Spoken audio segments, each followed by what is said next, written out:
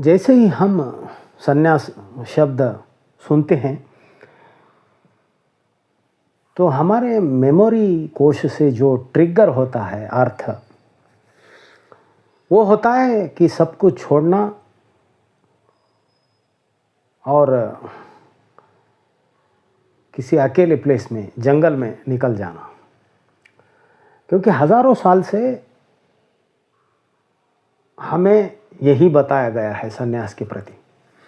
इसलिए संन्यास के प्रति समाज में बहुत कुछ विकार निर्माण हुए और बहुत से स्त्रियां, बच्चे, उनके पुरुष संन्यास के रास्ते पर जाने थे, उनको बहुत नुकसान हुआ। तो जैसे ही हम संन्यास शब्द का उपयोग करते हैं तो जो समझ बनती है कि वो जो भी है संसार में, बीवी, बच्चे, रिश्तेदार, सगे संबंधी और सभी वस्तुएं, घर दार, पैसा, पद, प्रतिष्ठा, सब कुछ छोड़कर चले जाना। हकीकत में जो संन्यास का अर्थ है वो इसके विपरीत है। ना तो संन्यास का अर्थ कुछ पकड़ना है, ना तो कुछ छोड़ना है। संन्यास का अर्थ है ऐसे एक श्रेष्ठ सुख को प्राप्त करना है जो सुख व्यक्ति और वस्तु से प्राप्त नहीं होता।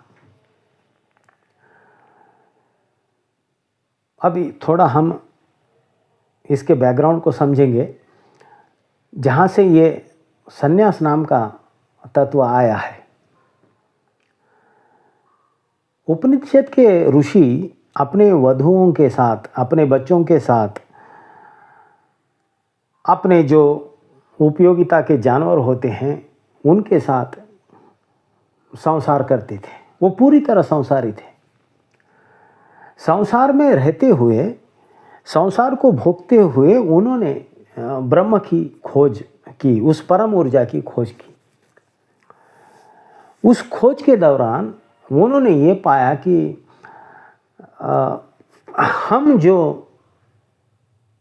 सुख पाते हैं जीवन में, वो पदार्थ, वस्तु और व्यक्ति से पाते हैं। लेकिन इस सुख की सीमा है।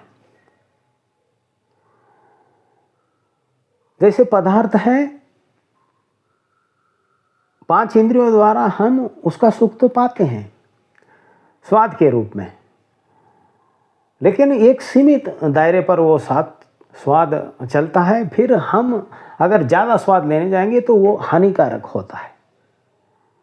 वस्तु है, उसको प्राप्त करके हम थोड़ा सुख तो पाते हैं, मानसिक सुख और शारीरिक सुख भी पाते हैं, लेकिन कुछ देर बाद उससे हम ऊब जाते हैं।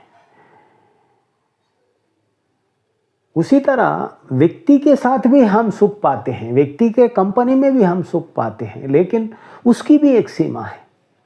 क्योंकि हर व्यक्ति का एक साइकोलॉजिकल ढांचा है, वो अपने ढांचे से चलता है। तो व्यक्ति के साथ भी हम ज़्यादा देर तक सुख नहीं पा सकते। तो जितने भी हमारे वस्तु, पदार्थ और व्यक्ति के जरिए हैं सुख पाने के, वो सीमित है और उस सीमा के बाहर फिर हम अगर उसको कोशिश करेंगे तो ऊब भी जाते हैं, फिर हानिकारक भी होता है। तो फिर उनकी खोज में उन्होंने पाया कि हमारे शरीर में एक ऐसा तत्व है जो तत्व शरीर में रहते हुए भी इस शरीर का नहीं है। तब उन्होंने ये खोज किया कि ये तत्व भी सुखमय है, ये भी सुख पूर्ण है, ये भी सुख देता है। केनोपनिषद के ऋषियों ने कहा कि ये जो तत्व है, वो तत्व विज्ञान रूपी है, यानी इसको हम जान सकते हैं। फिर नित्य बोधा है, प्रतिपल हम इसको अनुभव कर सकते हैं। और ये सृजन रूपी है, ये क्रिएटिव है, सृजनात्मक है।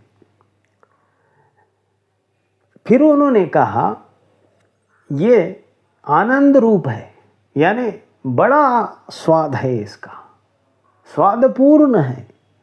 आनंद यानी इसका स्वाद कभी समाप्त होता ही नहीं। फिर ये अविनाशी है, ये इम्पेरिशेबल है, ये सतत चलते रहता, इसका कोई समाप्ति नहीं है। तो उन्होंने केनो उपनिषद के ऋषियों ने इसके पूरे स्वभाव को उजागर किया।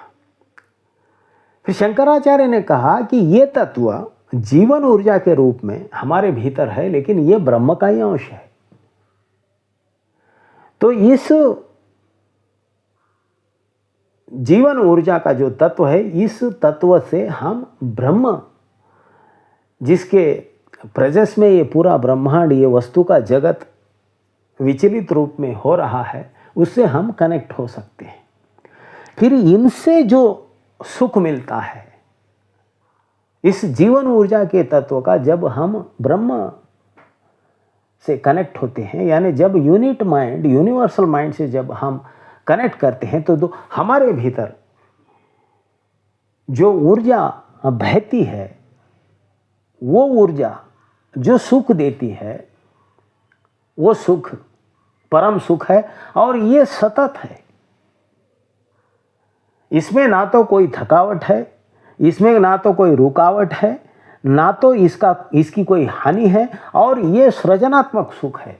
इस सुख में पूरी सृजनता ही होती है। जो सुख की व्यवस्था इस जीवन ऊर्जा से प्राप्त होती है, वो सुख का अंश पदार्थ या वस्तु या व्यक्ति में नहीं है।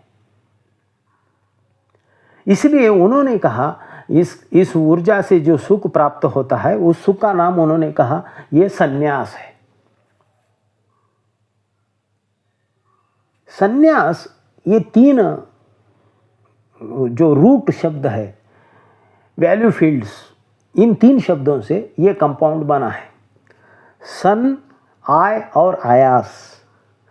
सन का अर्थ तो हम संसार में देखे हैं। सन का अर्थ है ऐसी चीज़ प्राप्त करना जिसमें सुख का अंश हो और उससे सुख प्राप्त करना। आय का अर्थ होता है इस तरह, यानी जो तत्वों को हमने प्राप्त किया है उसमें से किस तरह सुख पाया जाए, उसका साधन क्या है, उसको कहते हैं आय। आयास, आयास का अर्थ है ऐसा तत्व जो हमें सुख देने में विज्ञान स्वरूप है, यानी उसको हम जान सकते हैं, नित्य बोधा है, प्रतिपल उसकी अनुभूति हम कर सकते हैं, और सृजन रूपी है, यानी वो जो अनुभूति है सृजनात्मक है। जैसे ही हम खुश हो जाते हैं, जैसे ही उससे हमें सुख प्राप्त होता है, हम कुछ न कुछ ऐसा कर्म करते हैं जो सृजनात्मक है, और ये अविनाशी है, ये सतत प्रतिपल हमें उपलब्ध होता है। तो संन्यास का अर्थ है ऐसा तत्व जिससे हम प्रतिपल सुख प्राप्त कर सकते हैं, और वो सुख सृजनात्मक है, जिसकी ना तो कोई सीमा है, जिसकी ना तो कोई हानि है। इसलिए संसार शब्द जो हुआ है, संसार का संन्यास एक्सटेंशन है, संसार से भिन्न नहीं है, संसार से विरोध में नहीं है, संसार का एक्सटेंशन है। संसार यानी सुख पाना एक लिमिटेड सोर्सेस से, संन्यास यानी सुख पाना अनलिमिटेड सोर्सेस से। संसार यानी सुख पाना फिनाइट से, संन्यास यानी सुख पाना इनफिनाइट से। दोनों भी सुख पाने के ही साधन हैं।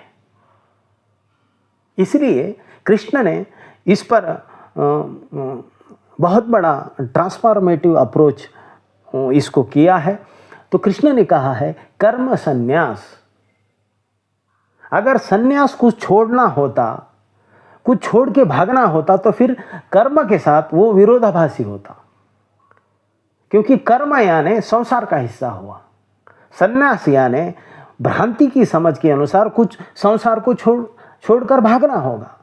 फिर कर्म संन्यास विरोधाभासी होता है।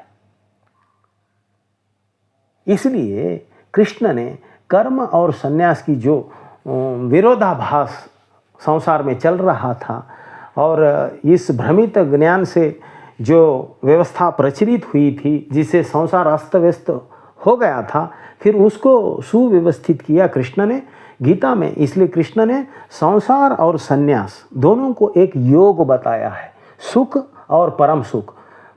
संसार के सुख से परम सुख को प्राप्त होना, उसी का नाम है कर्म संन्यास। इसीलिए उपनिषद के ऋषियों ने कहा है जो भोगा है वही योगी हुआ। उसी का रूप कृष्ण अपने कर्म संन्यास में बताते हैं। ऐसी मेरी समझ है। आज इतना ही। नमस्कार।